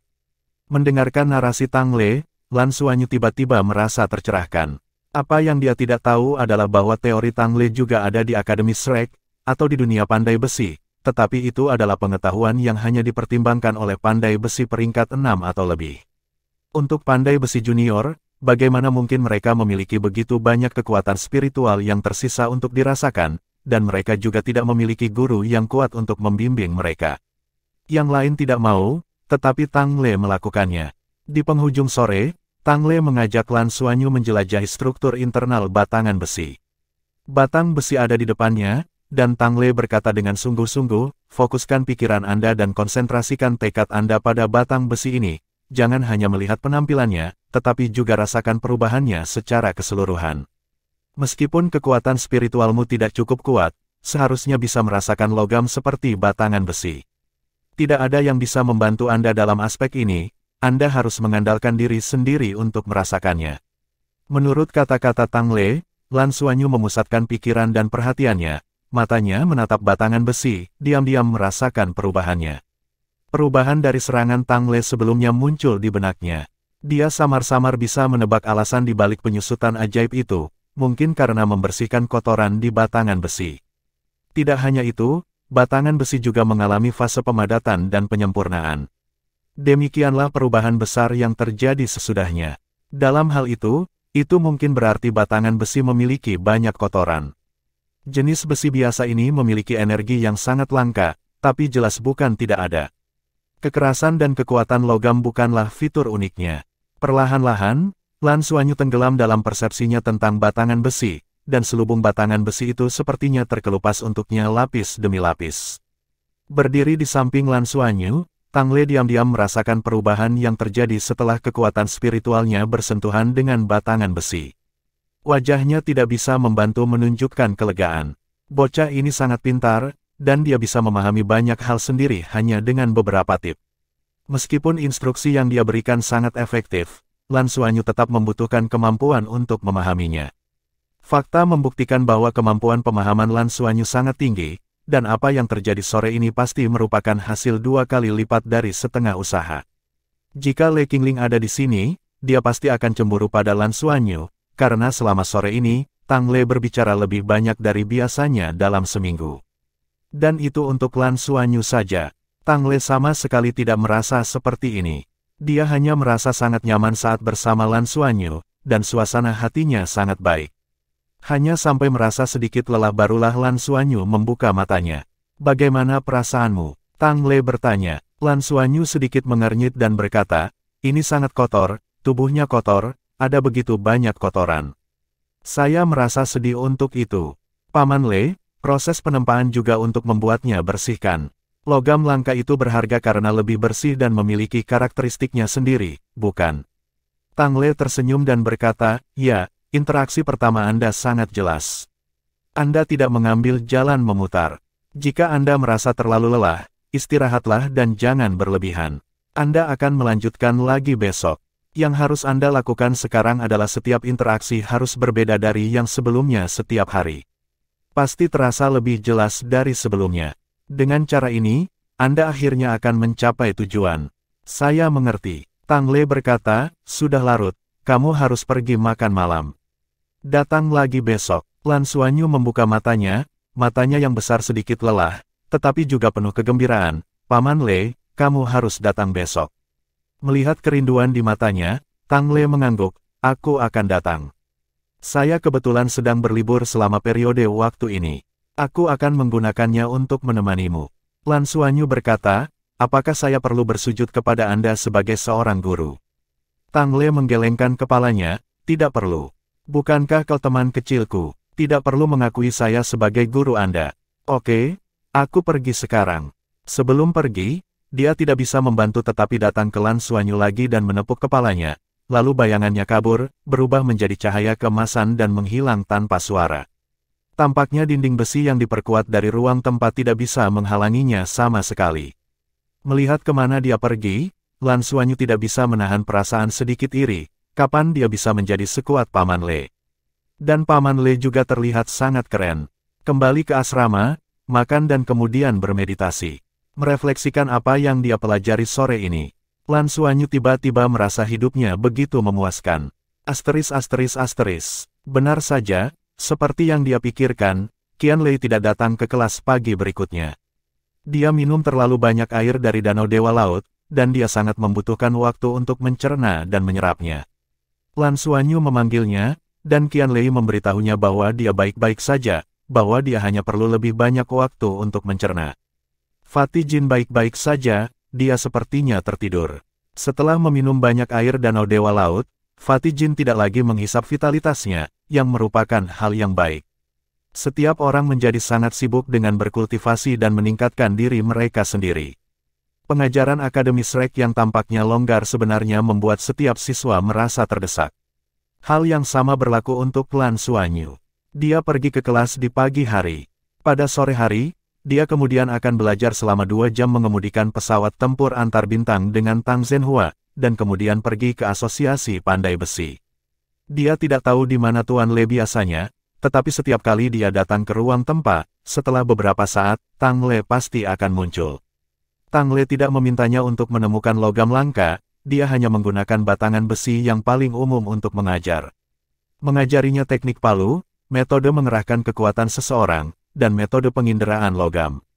Itu dia. Dalam kata-kata Tang Le, ini adalah fondasi penempaan, dan menguasai fondasi ini adalah hal yang paling penting. Dan belajar menguasai ini sama saja dengan atau tanpa logam langka. Pertama-tama, begitu dia benar-benar berinteraksi dengan batangan besi biasa, sisanya sebenarnya sama. Mengenai Tuan Le, Lan Xuanyu sepenuhnya mempercayainya dan tidak akan meragukan apapun. Dia akan belajar apapun yang dia ajarkan padanya. Setiap kali dia datang untuk belajar menempa, dia sebenarnya kelelahan oleh Tang Zhenhua. Tapi entah kenapa, setiap kali dia melihat Tuan Le, semangatnya menjadi kuat kembali. Waktu berlalu hari demi hari di tengah pembelajaran yang intens dan memuaskan ini. 2 minggu berlalu dalam sekejap mata.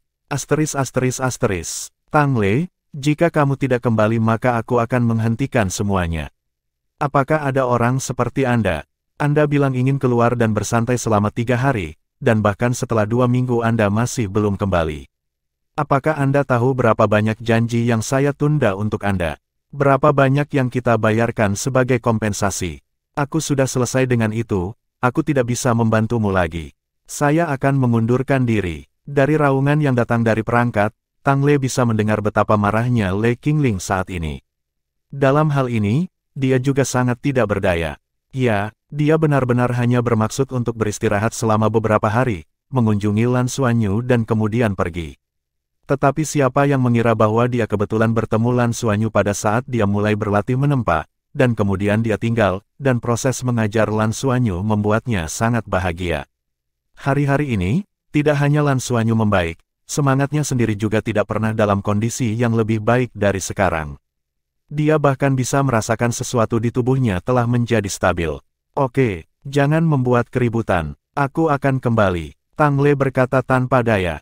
Le Qingling berkata tanpa henti, segera, sekarang juga. Hari ini, jika saya tidak melihat Anda sebelum gelap hari ini, saya akan mengemas barang-barang saya dan melarikan diri. Kamu sangat tidak bertanggung jawab, Tang Le. Ya, setiap kali akulah yang harus menghapus pantatmu. Tang Le menghela nafas, oke, aku akan kembali sekarang. Bab 378 aku tidak enak, benar. Baru saat itulah Le Qingling mendengus puas dan menutup komunikasi. Menggosok telinganya yang sakit, Tang Le merasa sangat tidak berdaya. Mulai dari hari ketiga, Le Qingling telah memanggilnya dari beberapa komunikator jiwa setiap hari. Dia tidak menjawab pada awalnya, tetapi kemudian Le Qingling mulai membombardirnya dengan informasi, mengiriminya segala macam ancaman untuk mendesak agar kembali secepat mungkin. Saat ini, Le Qingling sedang duduk di kamarnya sambil merajuk. Orang ini akhirnya setuju untuk kembali. 2 minggu. Dia telah pergi selama 2 minggu penuh. Untuk beberapa alasan, dia tiba-tiba merasakan kepanikan di hatinya. Ada terlalu banyak hal yang bisa dia lakukan dalam waktu 2 minggu. Apa yang bisa membuat seorang pria menghilang selama 2 minggu, dan siapa yang masih memiliki banyak pekerjaan? Mungkinkah dia menemukan seseorang yang disukainya? Dia tinggal dengan orang itu. Apakah itu sebabnya dia mengabaikannya? Meskipun Tuan Le kadang-kadang tidak dapat diandalkan, tetapi hal seperti ini, menghilang selama 2 minggu sekaligus belum pernah terjadi sebelumnya. Perlu diketahui, meski baru menggelar konser, masih banyak kegiatan yang harus dilakukan, terutama sesi pemotretan untuk beberapa pengiklan besar. Jika bukan karena Tuan Le saat ini menjadi sangat populer dan dengan demikian pengiklan tidak berani menyinggung perasaannya, jika tidak maka akan didenda sangat berat. Sekarang, Tang Le telah setuju untuk kembali, tetapi Le Qingling sama sekali tidak senang. Dia sangat khawatir dengan apa yang dilakukan Tuan Le selama 2 minggu terakhir. Lan Xuanyu hampir berlari sampai ke asosiasi pandai besi. Begitu dia memasuki pintu, dia bertemu dengan Yang Yingming, yang tidak melihatnya selama beberapa hari. Hei saudara junior, bagaimana belajar mandirimu? Yang Yingming bertanya sambil tersenyum. Dia telah melihat daftar hadir. Baru-baru ini, Lan Xuanyu datang ke asosiasi pandai besi setiap hari, yang berarti adik junior ini benar-benar siap untuk menempa. Namun, dia hanya belajar sendiri, seberapa banyak kemajuan yang bisa dia buat seperti ini. Paling-paling, itu berarti terbiasa dengan beberapa pengetahuan tempa. Perlu diketahui, penempaan memiliki berbagai jenis teknik, dan tidak direkam. Seseorang harus memberi petunjuk dan kemudian terus berusaha sendiri untuk maju dengan pesat. Dia merasa bahwa Lan Xuanyu seharusnya mengumpulkan banyak pertanyaan selama 2 minggu, dan sudah waktunya untuk menghubungi dia untuk pelajarannya. Tidak apa-apa, senior, aku akan masuk. Saat dia berkata, Lan Xuanyu buru-buru mempercepat dan langsung berlari ke ruang tempatnya. Profesi pembantu yang paling tidak populer di kalangan siswa Akademi Shrek adalah menempa, meskipun itu sangat penting. Oleh karena itu, Asosiasi Pandai Besi memiliki banyak ruang tempa untuk para siswa ini. Jadi ruang tempa Lan Xuanyu eksklusif untuknya. Shrek tidak sepenuhnya menginginkan uang, misalnya, ruang penempaan gratis untuk digunakan siswa. Jika ini diubah ke tempat lain, tidak banyak akademi dengan ruang tempa kualitas ini. Itu bukan masalah uang, tetapi pertanyaan apakah seseorang memiliki kemampuan untuk mendapatkannya. Yang Yingming melihat Lan Xuanyu berlari jauh-jauh dan tidak bisa menahan diri untuk sedikit terkejut. Kenapa dia terburu-buru? Dia belum bertanya kepadanya bagaimana pembelajarannya. Dan melihat penampilannya, dia sepertinya tidak mau belajar sama sekali. Mungkinkah dia telah menemukan orang lain? Namun, tidak ada rekaman itu. Pria kecil yang pelit. Namun, seseorang tidak boleh pelit dalam hal belajar, karena dia tidak akan bisa maju. Dia harus mengingatkannya sekali lagi nanti. Atau karena tawarannya terlalu mahal dan dia harus menurunkan harganya. Lan Xuanyu tidak tahu apa yang dipikirkan Yang Yingning, saat ini dia sudah bergegas ke ruang tempatnya. Dia menutup pintu dan menghembuskan napas, dan saat dia mencoba menenangkan diri, tiba-tiba dia menemukan secarik kertas tertinggal di atas meja tempat. Dia mengambilnya tanpa sadar dan membaca apa yang tertulis. Xuanyu, saya harus pergi dulu karena pekerjaan. Saya sangat senang bisa bersama Anda selama 2 minggu terakhir ini. Anda adalah anak yang sangat cerdas dan sangat berbakat dalam menempa. Cukup ikuti instruksi yang saya ajarkan dan terus berlatih. Jangan terburu-buru berlatih dengan logam langka, latih dengan baik dasar-dasar yang saya ajarkan kepada Anda. Setiap kali Anda mampu mengayunkan 36 serangan berturut-turut menggunakan teknik palu dengan santai, Anda dapat mencoba menempa dengan logam langka. Sepotong besi halus yang saya tempa sebelumnya adalah untuk Anda. Saat Anda membuat baju perang di masa depan, itu bisa digunakan sebagai bagian dari pelindung dada. Aku akan menemuimu lagi ketika aku punya waktu nanti, menantikan pertemuan kita berikutnya, Tang Le. Petik 2. Paman Le. Lan Xuanyu berseru tanpa berpikir. Namun, kali ini tidak ada tanggapan. Tang Le sudah pergi. Dia pergi begitu cepat dan begitu tiba-tiba. Dia bahkan tidak bertemu dengannya untuk terakhir kali, hanya meninggalkan catatan. Tiba-tiba, rasa kehilangan yang sangat besar muncul secara spontan, dan Lan Xuanyu menjatuhkan diri di meja tempat, tiba-tiba kehilangan mood untuk menempa. Memegang kertas di tangannya, hatinya dipenuhi dengan keengganan. Asteris. Kota langit abadi. Hilang. Dia pergi. Ya, dia tidak mengatakan apa-apa, kan? Sepertinya dia datang ke sini khusus untuk anak itu. Saya tidak tahu hubungan seperti apa yang dia miliki dengan anak itu. Mungkin ini takdir. Keinginan pohon abadi harus diikuti. Mari kita rahasiakan. Dia telah menjadi penyanyi selama beberapa tahun. Menurut penyelidikan kami, tidak pernah ada masalah. Pohon abadi tahu apa yang dilakukannya. Mungkin, dia akan datang lagi di masa depan. Nah, itu dia. Lebih memperhatikan anak itu juga. Ya, asteris. Malam tiba. Le Qingling berdiri di teras besar dan menatap ke kejauhan. Ini adalah gedung pencakar langit, dan mereka tinggal di lantai paling atas. 2 lantai teratas bertambah hingga lebih dari 1.500 meter persegi, termasuk kolam renang terbuka di lantai atas, semuanya dimiliki oleh mereka. Dengan total ketinggian 162 lantai, gedung ini adalah salah satu apartemen mewah terbaik di Minggu. Ini dibeli oleh Le Qingling untuk Tang Le, dan pendaftaran real estate juga atas nama Tang Le. Selama bertahun-tahun, pendapatan Tang Le meningkat seiring dengan pengaruhnya, tetapi dia sendiri tidak pernah mengelola uang, dan semua pendapatannya dikendalikan oleh Le Qingling. Kecuali sebagian darinya yang disisihkan oleh Le Qingling untuknya, sebagian besar uang telah diinvestasikan ke dalam berbagai aset yang mempertahankan dan meningkatkan nilai. Hanya dia yang tahu berapa banyak yang dimiliki Tuan Le sekarang.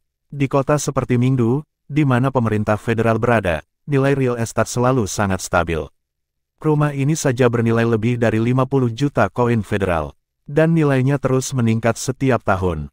Yue Qingling bertanya pada dirinya sendiri, apakah dia benar-benar layak dipercaya oleh Tang Le.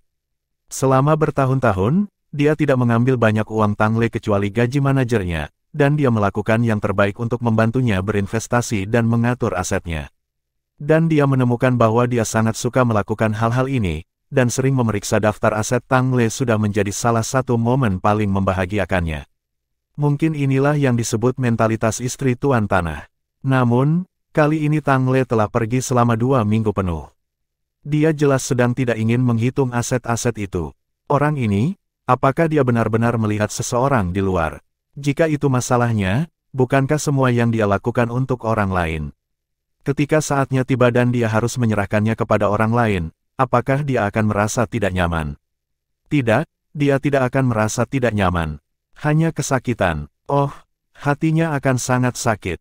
Saat Le Qingling memikirkan hal ini, dia jatuh di sofa dan berguling, dan bergumam pada dirinya sendiri, Tang Le, kamu bajingan, kuku babi, semua pria adalah kuku babi.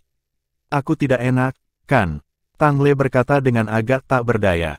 Le Qingling tiba-tiba terpental seolah tersengat listrik. Karena Tuhan tahu kapan, Tang Le sudah duduk di sofa di sebelahnya, menatapnya tanpa daya. Bab 379 Perubahan Wajah. Apa yang kamu lihat? Apakah kamu memiliki rasa tanggung jawab? Katakan padaku yang sebenarnya, kemana saja kamu selama 2 minggu ini? Apakah kamu bahkan memiliki sedikit pun belas kasih?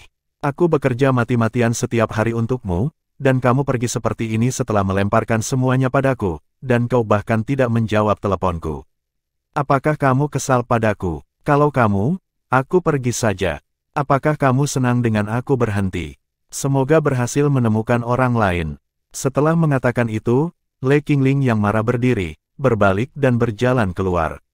Tang Le mengerutkan kening dan terlihat sedikit. Bagaimana dia bisa gagal melihat bahwa gadis ini hanya tangguh di luar tetapi lembut di dalam. Tang Le tahu betul kepribadiannya. Melihat Le Qingling hendak berjalan ke pintu, langkahnya tidak bisa menahan sedikit pun. Apakah bajingan ini benar-benar tidak akan mengejarnya? Akhirnya, pintu muncul di depannya, haruskah dia pergi? Tapi bagaimana mereka bisa memperbaiki situasi jika dia benar-benar pergi? Dia benar-benar enggan. Dia berbalik dengan tiba-tiba, dengan tangan di pinggul. Tang Le, apakah kamu sudah menemukan seseorang di luar? Kau ingin mengusirku, kan? Soket matanya kemudian berubah menjadi merah. Mengingat kecemasannya selama 2 minggu terakhir, Le Qingling tiba-tiba merasa sedih, dan mata air mengalir. Apa yang kamu marahi? Di mana seseorang itu? Tang Le berdiri, mendatanginya, dan memberinya tisu. Le Qingling berkata dengan marah, kamu masih menyangkalnya. Jika tidak ada seorang pun, mengapa Anda tidak menghentikan saya untuk pergi? Tanpa saya, siapa yang akan menangani pekerjaan Anda? Saya yakin Anda telah menemukan seseorang. Tang Le mengangkat tangannya dan menyentuh dahinya. Apakah kamu demam? Kenapa kamu sangat marah? Pergi kamu. Le Qingling menamparkan tangannya. Jika kamu berhenti, aku juga akan berhenti melakukannya. Tang Le berkata tanpa daya, apa hubungannya ini dengan saya menemukan seseorang atau tidak? Dan, siapa itu? Siapa yang saya kenal? Bukankah kamu yang bertanggung jawab untuk berhubungan dengan dunia luar? Le Qingling terkejut, kamu berhenti. Apakah Anda tahu berapa banyak Anda akan kehilangan jika Anda berhenti? Anda telah menandatangani kontrak. Kalau begitu aku akan membayar kompensasinya. Kita harus punya cukup uang untuk itu. Jika Anda berhenti, tidak mungkin saya bisa melanjutkan. Oleh karena itu saya hanya akan membayar kompensasi. Tang Le berkata secara alami. Bagaimana ini bisa baik-baik saja? Saya telah mengalami begitu banyak kesulitan untuk menghemat uang itu, saya tidak akan menanggungnya. Le Qingling segera melompat, kamu harus bekerja. Kamu tidak boleh berhenti. Sangat sulit meyakinkan perusahaan periklanan itu untuk membuat mereka takut menghukum kami. Kamu benar-benar tidak menemukan orang lain. Lalu kemana kamu pergi selama 2 minggu terakhir ini? Tang Le berkata, ingat ketika kami tampil di Heaven Luo, saya pernah bertemu seorang anak. Dia naik panggung dengan saya saat itu. Saya menyanyikan Guardian of Time, Guardian of You. Apa masalahnya? Le Qing bertanya dengan bingung. Saya bertemu dengannya. Dia diterima di Akademi Shrek. Saya mengajarinya menempa selama beberapa hari. Itu sebabnya saya kembali terlambat. Saya harus membantunya meletakkan fondasi dengan benar, jika saya tinggal hanya beberapa hari saja tidak akan cukup. Hah? Le Qing menatapnya dengan tatapan kosong, kamu pergi untuk mengajari seseorang cara memalsukan. Kamu tahu cara memalsukan? Tang Le berkata, saya tidak tahu, tapi saya merasakan sensasi yang sangat familiar ketika saya melihatnya memegang palu tempa, jadi saya mencobanya. Kemudian ternyata saya benar-benar tahu bagaimana melakukannya, jadi saya mengajarinya, dan saya juga meluangkan waktu untuk mengalami perasaan itu lagi. Sepertinya saya benar-benar bisa melakukannya, dan levelku seharusnya baik-baik saja. Ekspresi Le Qingling menjadi aneh, dan dia meminta konfirmasi lagi, kamu telah hilang selama 2 minggu terakhir. Anda pergi ke Akademi Shrek untuk mengajari seseorang memalsukan. Kamu tidak diusir dari tempat itu. Tang Le menggelengkan kepalanya, tidak. Akademi Shrek sangat ramah untuk diajak bicara, dan mereka membiarkan saya tinggal di sana. Dia takut Le Qingling akan khawatir, dan tidak mengatakan apa yang terjadi antara dia dan Wang Tianyu. Ekspresi Le Qingling tiba-tiba berubah sedikit. Jika tidak ada yang lain, ada satu hal yang pasti dia yakini. Sejak mengenal Tang Le bertahun-tahun yang lalu, Tang Le tidak pernah berbohong, dan selalu berbicara jujur. Dia tidak akan mengatakan apa yang tidak ingin dia katakan, tetapi tidak pernah ada kebohongan. Jadi dia mengatakan yang sebenarnya. Dia merasa sangat tidak nyaman beberapa hari terakhir ini, seolah-olah cakar kucing mencakar jantungnya, dan sementara itu dia sedang mengajar menempa. Melihat wajah Le Qingling yang tidak yakin, Tang Le merasa ada yang tidak beres. Apakah kamu baik-baik saja? Kemarahan di wajah Le Qingling berangsur-angsur menghilang, dan sudut mulutnya sedikit terangkat, memperlihatkan senyuman, aku baik-baik saja. Apa kau lapar? Aku akan memberimu sesuatu untuk dimakan. Nah, ternyata Anda baru saja mengajar menempa. Tidak apa-apa, saya akan mengurus pekerjaan. Kamu tiba-tiba memiliki hobi semacam ini. Dengan itu, dia berbalik dan berjalan keluar. Apakah semuanya baik-baik saja sekarang? Masih ada jejak air mata di wajahnya. Bukankah ada pepatah akhir-akhir ini bahwa semua wanita semuanya adalah acar cakar ayam? Tang Le merasa sedikit bingung. Pada saat ini, Le Qingling, yang sudah keluar dari pintu, tiba-tiba kembali dan berkata, jika kamu ingin memalsukan atau mengajari anak itu lain kali, katakan padaku, aku akan membantumu merencanakan jam kerjamu. Selama tidak pada jam kerja tidak apa-apa. Dan, aku juga bisa menemanimu, kan? Lagi pula, identitas Anda cukup sensitif, tetapi masih ada beberapa cara bagi kami untuk masuk dengan berani. Misalnya, mengadakan konser di kota Shrek bukanlah ide yang buruk. Tidak ada apa-apa selain pukulan besar di sana. Itu juga sangat bagus untuk reputasimu. Oke bagus. Tang Le setuju, dan dia tiba-tiba merasa bahwa ini terdengar seperti ide yang bagus. Dia bisa mengundang orang-orang dari Akademi Shrek untuk mendengarkan lagu-lagunya. Kalau begitu, apakah akan lebih mudah bagi Xuanyu? Dan dia bisa melihatnya lagi. Akademi Shrek. Keadaannya saat menempa sore ini tidak terlalu bagus. Dibandingkan dengan saat Tuan Le ada di sana, efisiensinya terlalu rendah. Lan Xuanyu telah menghabiskan banyak waktu untuk menyesuaikan mentalitasnya, dan akhirnya mulai berlatih lagi dengan susah payah. Paman Le bahkan tidak meninggalkan info komunikator jiwanya. Hanya setelah kembali ke ruang meditasinya dan merasakan energi kehidupan yang kuat di sana, barulah dia merasa lebih baik. Energi kehidupan yang diserap dari Danau Dewa Laut terakhir kali hampir sepenuhnya tercerna setelah 2 minggu ini. Selain itu, dia dapat dengan jelas merasakan bahwa dia tampaknya telah mencapai kemacetan, dan hanya ada garis tipis yang memisahkannya dari menerobos. Peringkat ke-30 akhirnya ada di depannya. Sejak memasuki Akademi Shrek, kultivasinya dapat digambarkan ribuan mil sehari, dan akhirnya dia akan mencapai tujuannya.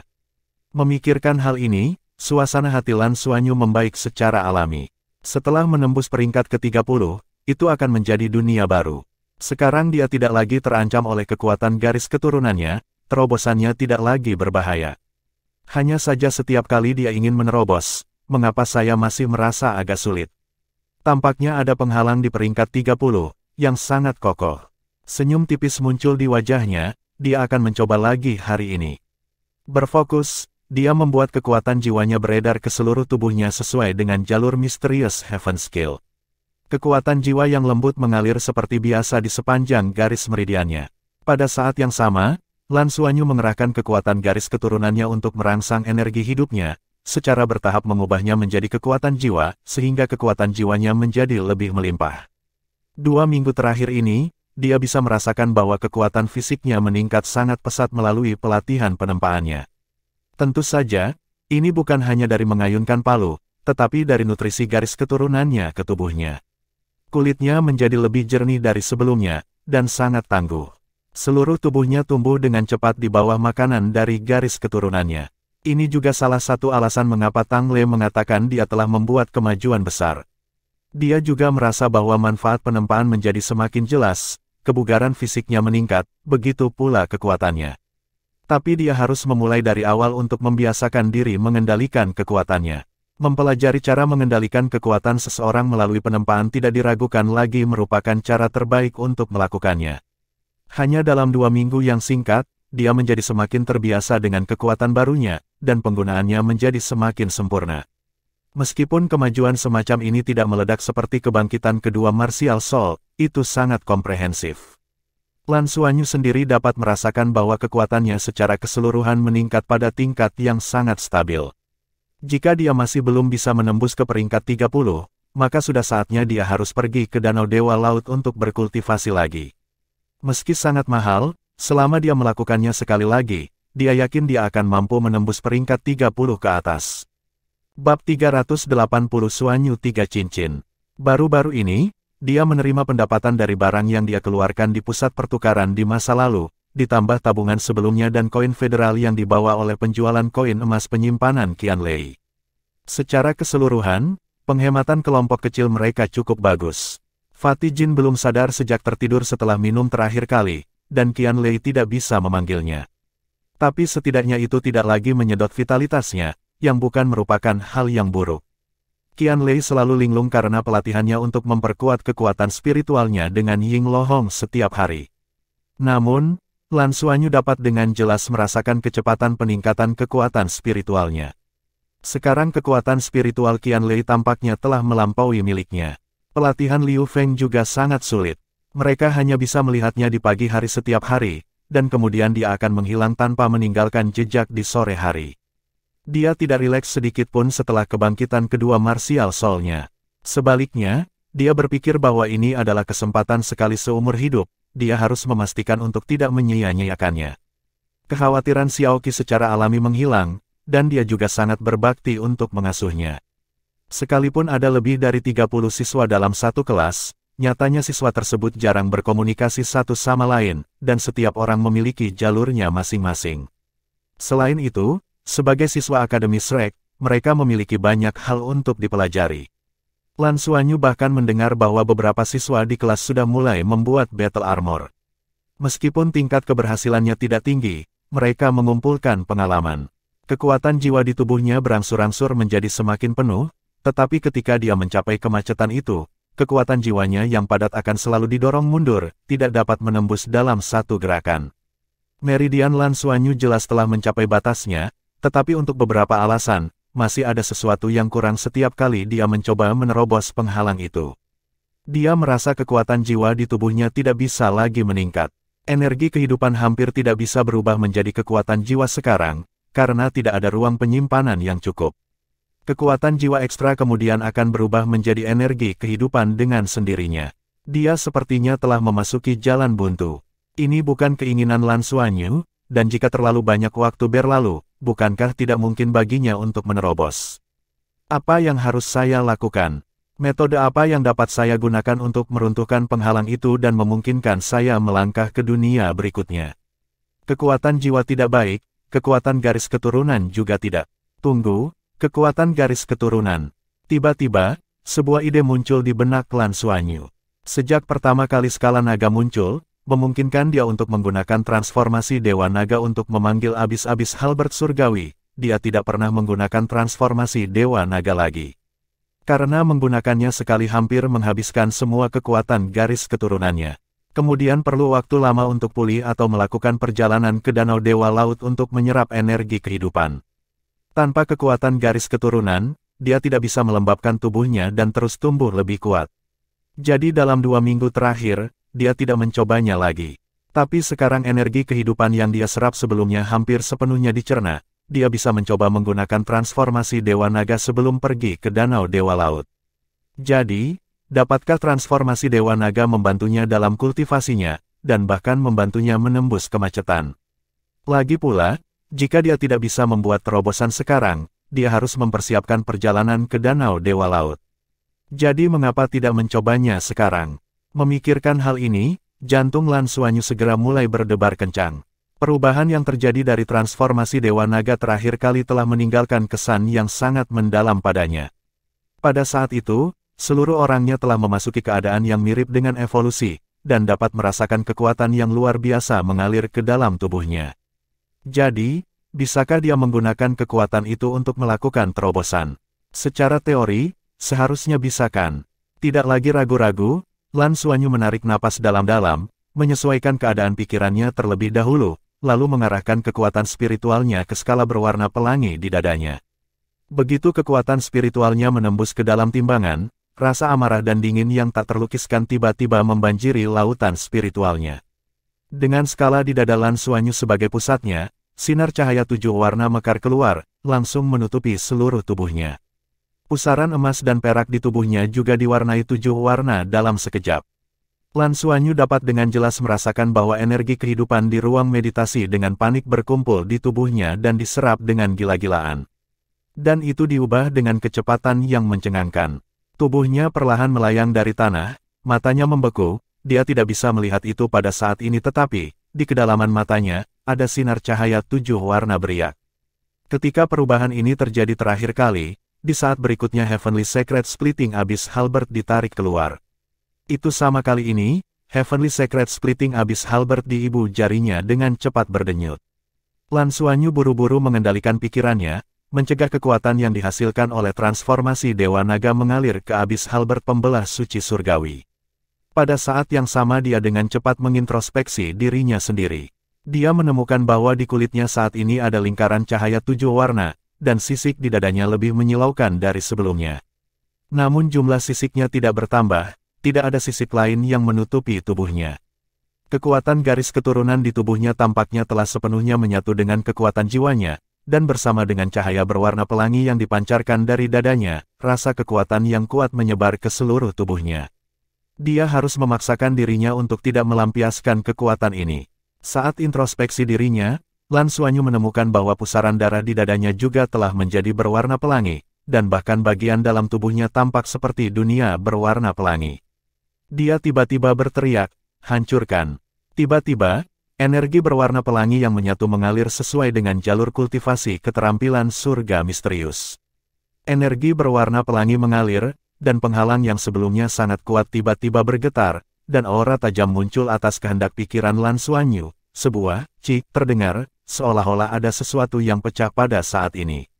Pada saat berikutnya, sinar cahaya 7 warna meledak dalam sekejap, dan Lan Xuanyu merasa pori-pori seluruh tubuhnya terbuka. Kemudian energi kehidupan yang telah diserapnya dengan cepat masuk ke dalam tubuhnya.